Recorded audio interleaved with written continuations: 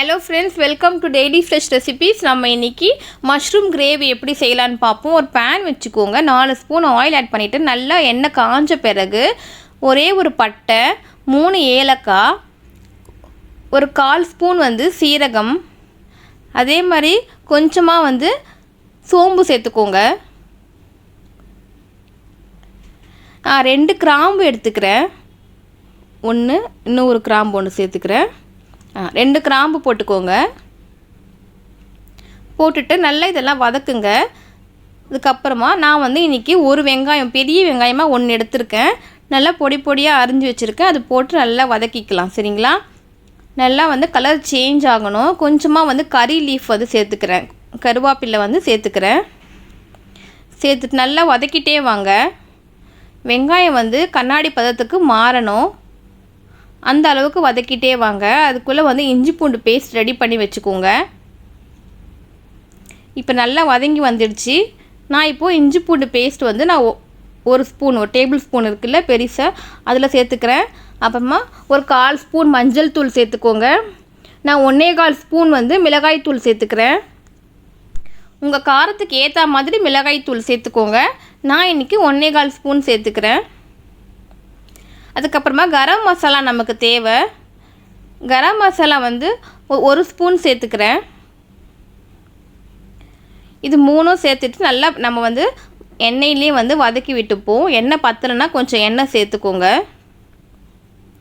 சேர்த்துட்டு நல்லா பரட்டி விடுவோம். அப்போது அந்த பச்சை வாசனைலாம் நமக்கு இஞ்சி பூண்டு பச்சை வாசனை இருக்குல்ல, அதெல்லாம் போயிடும். சரிங்களா? அதுக்கப்புறமா நான் இன்றைக்கி தக்காளி 2 தக்காளி எடுத்திருந்தேன்.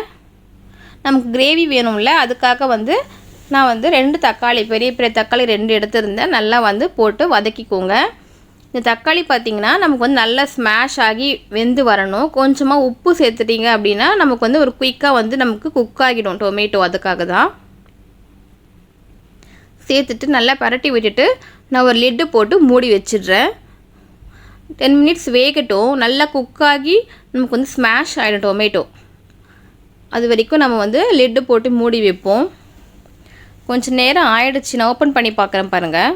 டொமேட்டோ நல்லா குக்காகி வந்திருக்கு. இந்த மாதிரி ஸ்டேஜில் நம்ம மஷ்ரூமை சேர்த்துக்கலாம். சரிங்களா?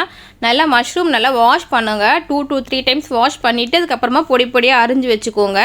நான் இதை சேர்த்துக்கிறேன். நமக்கு இதில் மிளகாய்த்தூள், மஞ்சள் தூள், உப்பு எல்லாமே இருக்குது. இது கூட நம்ம மஷ்ரூம் சேர்த்துட்டு தண்ணி கொஞ்சம் தேவையான அளவுக்கு, ரொம்ப அதிகமாக ஊற்றாதீங்க. நமக்கு கிரேவி எவ்வளோ வேணுமோ அந்த அளவுக்கு கொஞ்சமாக ஊற்றிட்டு குக் ஆகிற அளவுக்கு ஊற்றுங்க, போதும். ஊற்றிட்டு நம்ம லெட்டு போட்டு மூடி வச்சுருவோம். அப்போ தான் மஷ்ரூம் குக் ஆகி வரும். ஓகேங்களா? வேகணும்ல மஷ்ரூமை, அதுக்காக நம்ம லெட்டு போட்டு மூடி வைக்கலாம். ஒரு 5 மினிட்ஸ் ஆகிடுச்சு. மஷ்ரூம் எப்பவுமே குயிக்காக குக் ஆகிடும். அதுக்காக 5 மினிட்ஸ் ஆகிடுச்சு. உடனே ஓப்பன் பண்ணி பாருங்கள். நல்லா கிரேவி பதத்துக்கு வந்திருக்குது.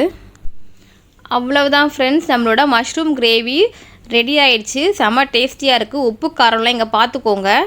அதுக்கப்புறமா கொத்தமல்லி எடுத்து நல்லா சாப் பண்ணிவிட்டு நல்லா பொடி பொடியாக அரிஞ்சிட்டு மேலே தூவி விட்டுக்கோங்க.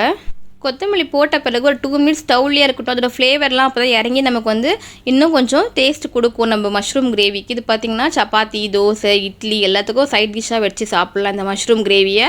செம்ம டேஸ்டியான மஷ்ரூம் கிரேவி தயாராகிடுச்சு. தேங்க்ஸ் ஃபார் வாட்சிங் my dear friends. If you like my channel please subscribe. Thanks for வாட்சிங்.